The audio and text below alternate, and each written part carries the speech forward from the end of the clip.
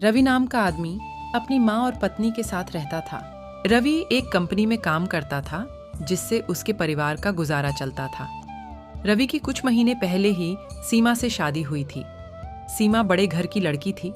उसके बड़े बड़े शौक थे। रवि की मासिक आय बहुत कम थी और सीमा बहुत अधिक खर्चा करवाती थी। वह अपनी सहेलियों के साथ कभी भी शॉपिंग करने चली जाती थी और रवि के कुछ कहने पर उससे झगड़ा शुरू कर देती थी।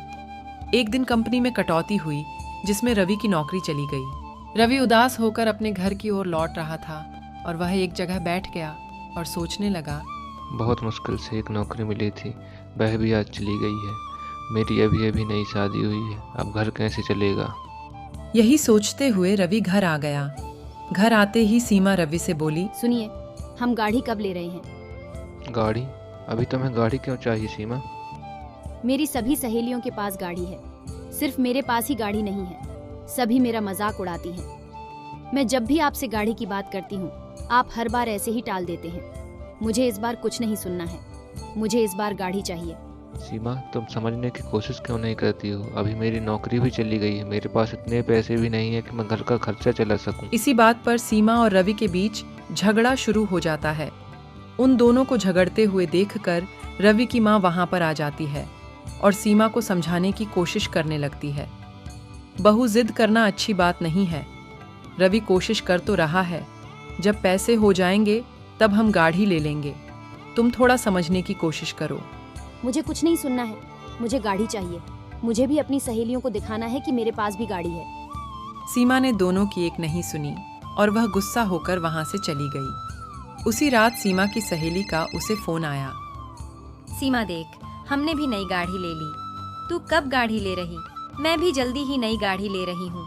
मैं इतनी बड़ी गाड़ी लूंगी, तू देखती रह जाएगी। रवि उन दोनों की बात वहीं खड़ा होकर सुन रहा था और सोचने लगा। मुझे अभी शादी ही नहीं करनी थी, लेकिन माँ ने मेरी ज़बरदस्ती शादी करा दी। अब भुगतना मुझे ही पड़ रहा है। सीमा समझने की कोशिश ही नहीं करती है। उसके अगले ही दिन रवि दूसरी नौकरी ढूंढने निकल गया। उसने 2-3 कंपनियों में रिज्यूम दिए, लेकिन कहीं नौकरी नहीं मिली।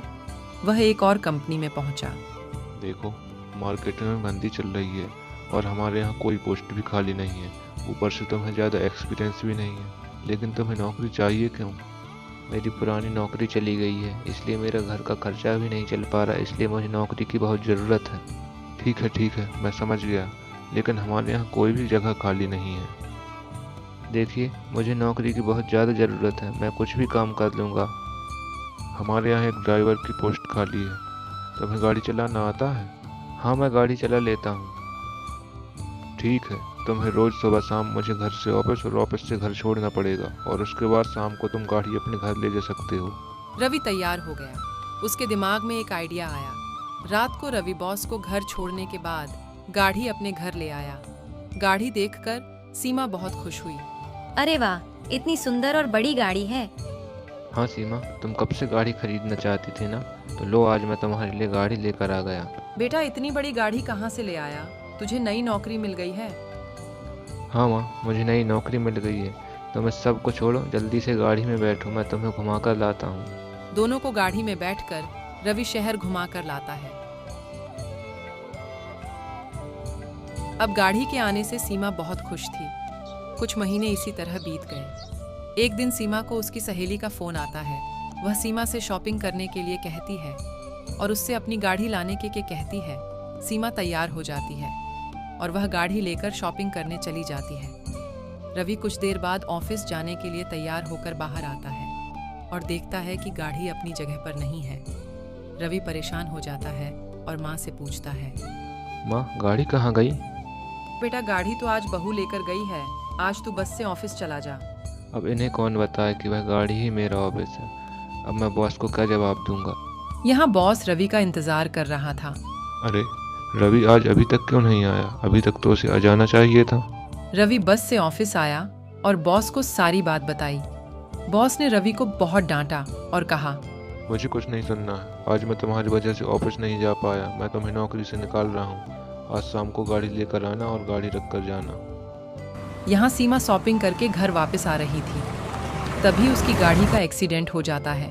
सीमा डर जाती है और गाड़ी को वहीं पर छोड़कर ऑटो पकड़कर घर आ जाती है और रवि और माँ को सारी बात बताती है। रवि सीमा पर बहुत गुस्सा करता है और कहता है, सीमा, वह मेरी गाड़ी नहीं थी, मेरे बॉस की गाड़ी थी। मैं तो ड्राइवर का काम करता हूँ। आज तुम्हारी लालच की वजह से मैं बर्बाद हो गया। अब मैं बॉस को क्या जवाब दूंगा।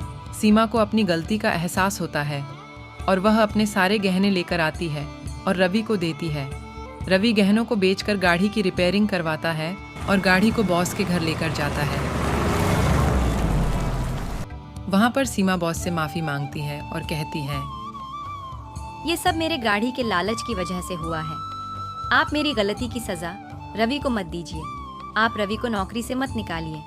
देखो बहू, लालच कभी नहीं करनी चाहिए। तुम पूरे मन से मेहनत करो, तुम एक ना एक दिन जरूर गाड़ी खरीदोगे। और रवि और सीमा उसी कंपनी में काम करने लगते हैं और कुछ महीने बाद वे दोनों अपनी खुद की गाड़ी खरीद लेते हैं।